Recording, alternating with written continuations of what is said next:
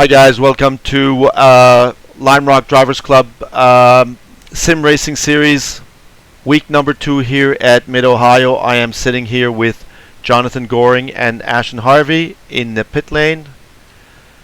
Hi Jonathan, hi Ashton. We're sitting here at Mid-Ohio and we're going to go do a few laps.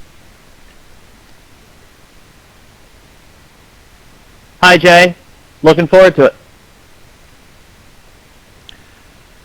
How you doing, Jay? I'm sorry I can't drive with you. Unfortunately, I'm having a technical difficulty, but I can chime in with some advice, and looking forward to seeing you guys do some laps. Great, Jonathan. Let's go right at it.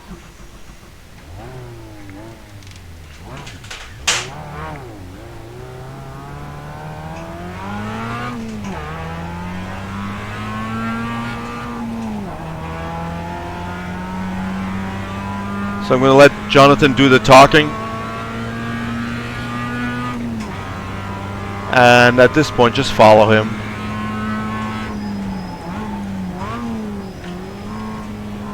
Cold tires.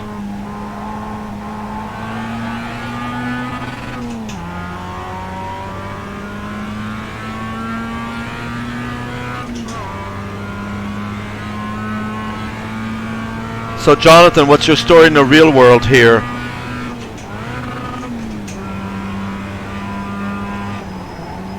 This is a very tough track. You spend a lot of time turning, a lot of the corners kind of slow. So you gotta be really smooth with your footwork. A lot of what it takes to be fast at this track really is just being disciplined and waiting for the car to turn before you start squeezing on the power.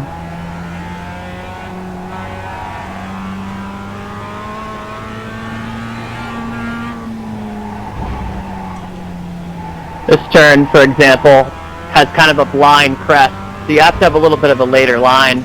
I find myself turning early sometimes and getting caught off guard there.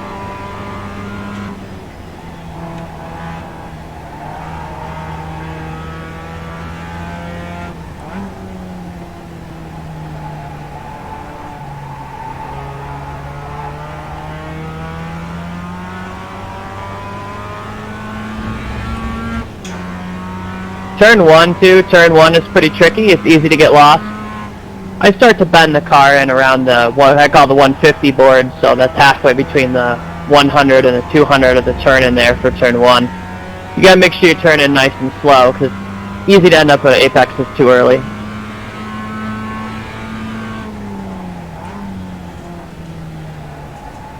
And what I use for a braking point for that hairpin corner right here is actually when the road you kind of hit a compression. The road's kind of going flat, and then it kind of steeply rises uphill, and that's kind of when I like to hit the brakes.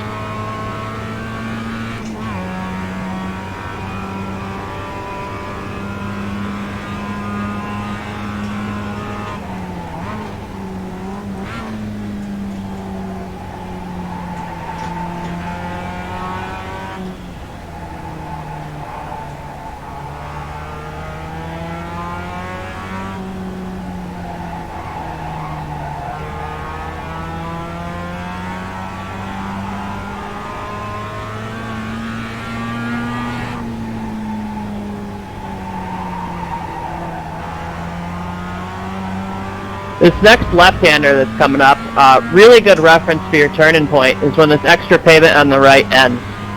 Makes it very simple and straightforward to find your turning point there.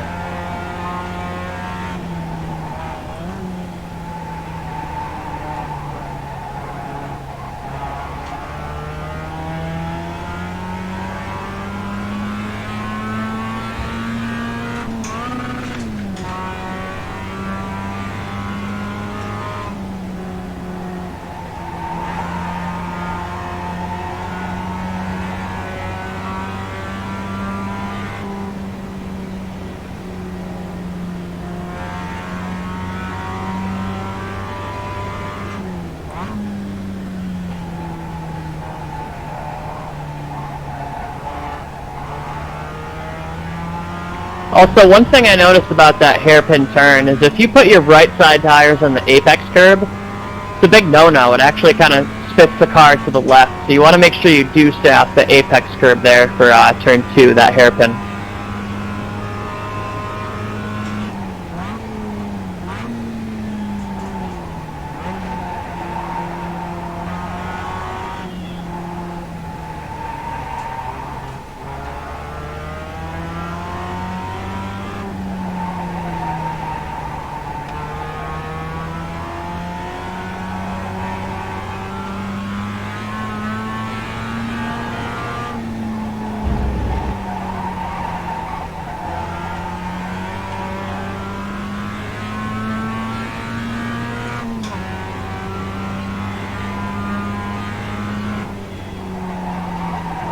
See, that's an example of turning too late. It's easy to get caught off guard there. That corner comes up really quick.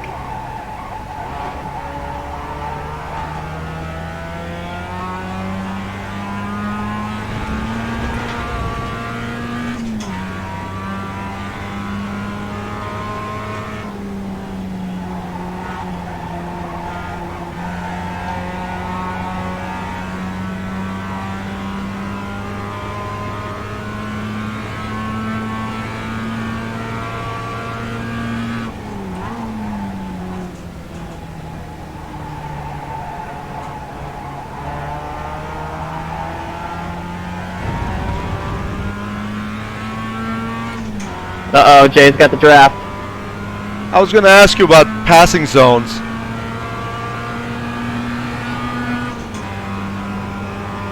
Yeah, this is going to be the most common passing zone that you guys see, is going into this turn right here.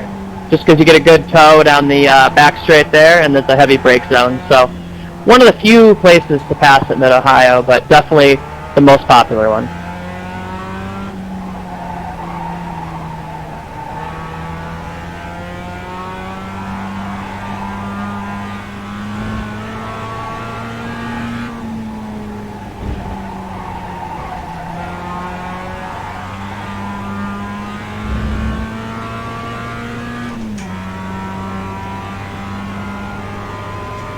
How about if I make a boo-boo here?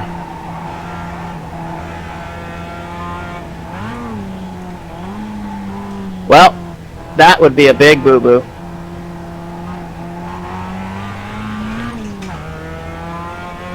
But I find it happens on a regular basis, at least in iRacing. What's your experience, Ashton?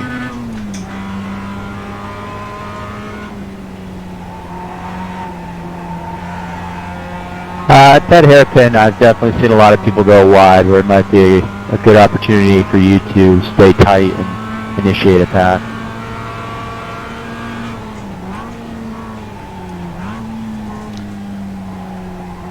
I'm going down to second because I made the inside here.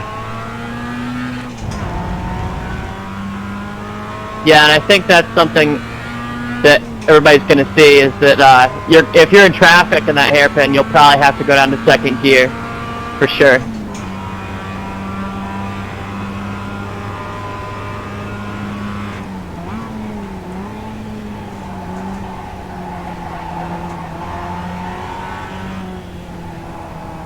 This corner right here, it's tempting to go down to second gear, but I like to stay in third.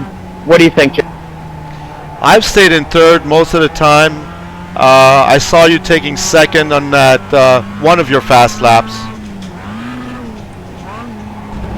Yeah, sometimes they'll go down to second just to help rotate the car a little bit, but that's one of those things that works in iRacing sometimes, would work in real life never.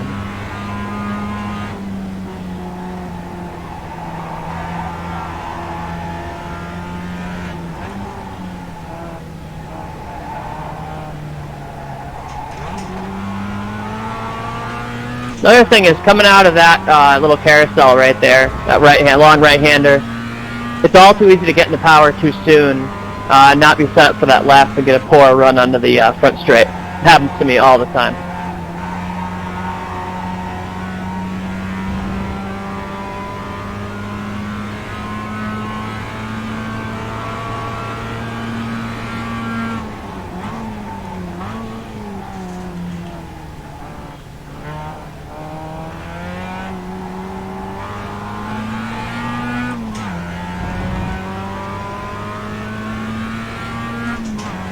I was a little bit too shy. Yeah, I practically handed that to you. I've seen stupid things happen there.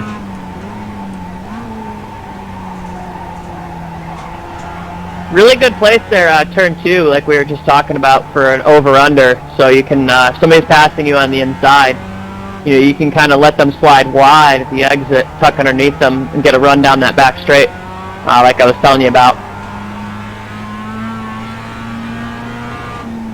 Do we use the rumble strip on the left in that last turn?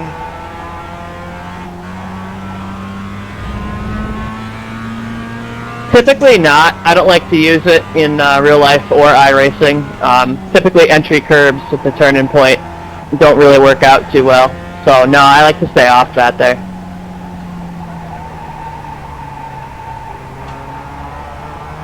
Really disciplined. See how I hung tight to the right there? Get a good run onto the front straightaway, because that slight jog to the left can really screw you up.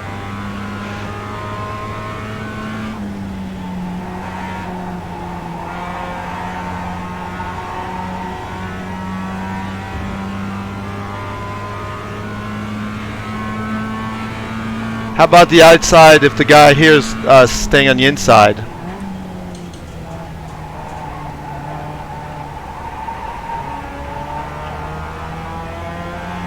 Yeah, if you need to play defense, it's a good place to do it. But just keep in mind, though, that if you do that, if you hang it tight to the inside, you're probably going to get repassed coming into this little back straight right here.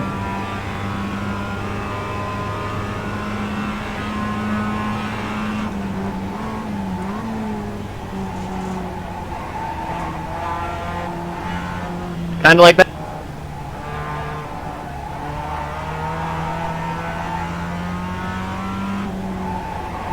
How about this curb? Yeah, I like to use that curve actually. It doesn't seem to spit the car wide. It kind of helps you set up for the next turn and buys you a little more radius too. So yeah, I use that.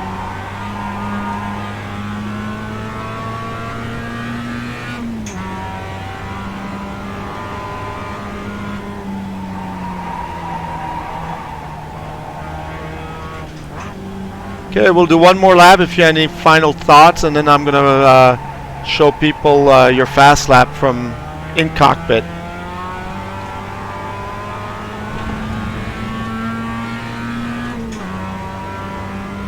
Sounds like a plan.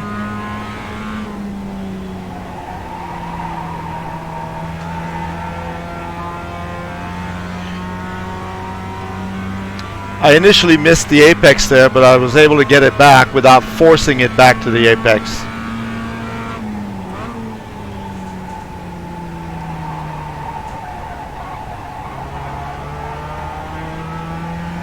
Yeah, that was a nice recovery. I saw that.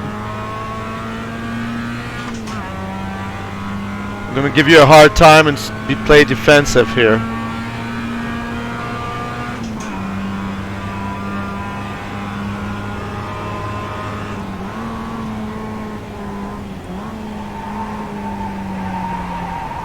I thought you were going to give me a hard time.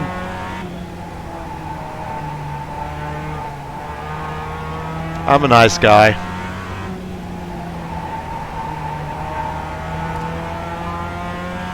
Yeah, Jay, see how I used that curb right there? That actually worked out perfect that time.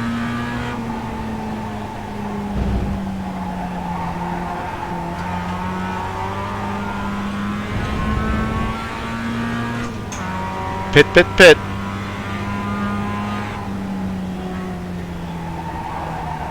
Copy, pitting this lap.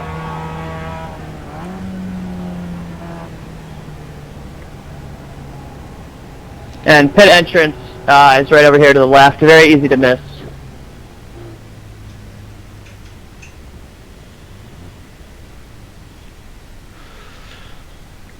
Ashton, any thoughts? Ashton, any thoughts? Nothing too big. I just really enjoy this track. A lot like last week, this track flows nicely, and it's very challenging. It takes a while to learn and memorize. On a different note, it also is one of my favorites on the Indy schedule. Usually it's a very eventful race, so I hope you guys enjoy it. So I'm going to show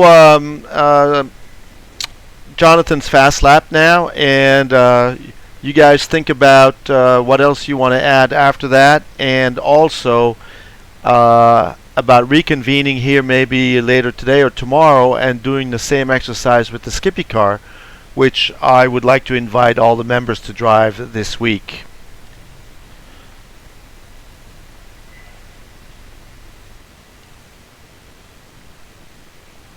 So I am searching for Jonathan's fast lap, and that was lap number 14, 15. So here we go. So this is going to be Jonathan's fast lap. He did a 139.28. And I know he wanted to be in the 138s, and I'm sure he'll get there this week, but so far this is his best time. And we've put in, as you can see, Jonathan's put in 24 laps today. And if you look at his progression, he started with a 141, 140, and pretty consistent, very consistent, actually. All right, here we go.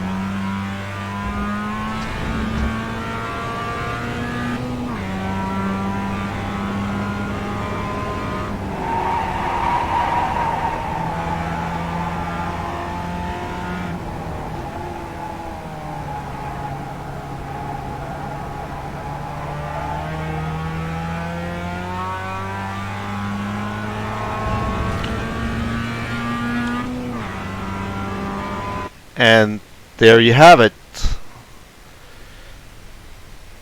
And there you have it, ladies and gentlemen. This was Jonathan Goring in a 139.2. Guys, any more thoughts?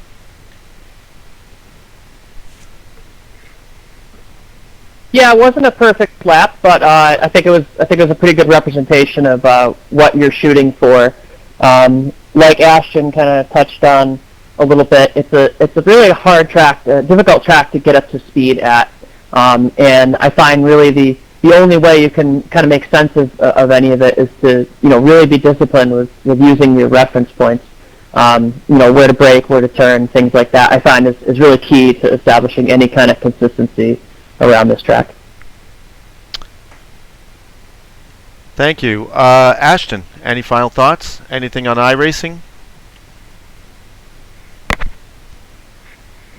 Yeah, so this week the iRacing tip that I'd like to go over is under options and in the sound settings.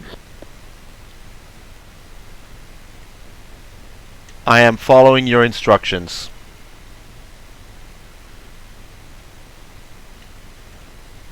Options and sound. And when you're in the sound settings, what I wanted to cover is to turn the engine noise down to -10 decibels. And that way you're going to hear the tires a lot more than you do the engine. And you'll never get to a point where the engine is turned down so much that you won't be able to hear it and miss a shift, but being able to hear those tires can help you out a little bit when you're trying to figure out how hard to drive a car in iRacing. This is also where you turn on things like the spotter, which is very helpful and is very well sorted in iRacing. And it's also where you can program your push-to-talk button. So with that, that is my tip this week. Thank you. Thanks, guys. I think this covers it, and I look forward to doing a few laps with you guys in the Skip Barber Formula 2000 in the very foreseeable future. Thanks. Thanks for watching.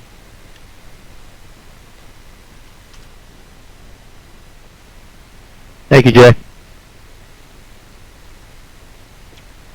Thanks, Jay.